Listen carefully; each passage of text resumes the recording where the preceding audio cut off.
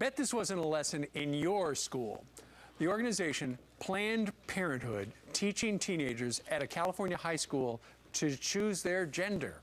They're using this genderbread person, kind of a takeoff on the cookie, to do it. And the sex ed class doesn't stop there yet.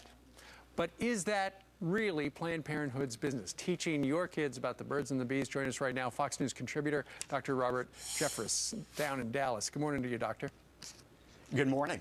All right, so somebody's got to teach the kids about birds and bees. In many families, it's the parents. In some situations, my kids learned about it through their high school education. It's just part of the curriculum. But you say having kids learn from Planned Parenthood is a very bad idea. It really is. Look, the multitude of parents out there are trying to communicate to their children the Judeo-Christian principle that sex is a gift from God reserved for the marriage relationship. And no parent should have to worry that those values are being undermined by Planned Parenthood at a local school. Look, Planned Parenthood is an organization that gets its money from the government, $500 million last year, by doing two things: promoting promiscuity among children like this program, and performing abortions, 300,000 last year. Planned Parenthood should be no more welcomed on a local school campus than the local pervert wrapped in a raincoat. Both endanger the well-being of our children. I was just looking on the Planned Parenthood website talking about how, if you know, for Planned Parenthood and education on sex, and one of the things are why abstinence-only programs don't work.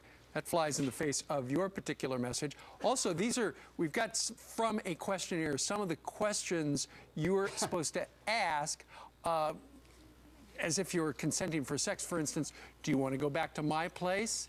Is it okay if I take off my pants? Doctor, these are things that are on a questionnaire for 13-year-old kids. That's right, and talking to 13-year-old girls about water-based lubricants. Look, here's the liberal mindset. The liberal mindset is we're going to indoctrinate your children in promiscuity. If you want to teach your children differently, you can do that at home. We are conservative parents. We're in the majority. We ought to rise up and say, no, if we are going to talk about sex in the school, we're going to talk about the only safe sex is sex that follows God's principle of sex within marriage. If you want to teach your children differently, you can do that in your home. Sure. The parents, many of them apparently did not consent to have their children taught by Planned Parenthood, which, you know, it's not a government agency, it's an organization, and as you depicted earlier, that's what you feel they stand for. But, okay, so parents weren't asked about whether or not it was okay, but now they've said, now that they found out, doctor, that this particular high school has Planned Parenthood doing the sex ed, they said, you know what, we'd like you to come and present to us what you're telling our kids, and so far, they won't do it.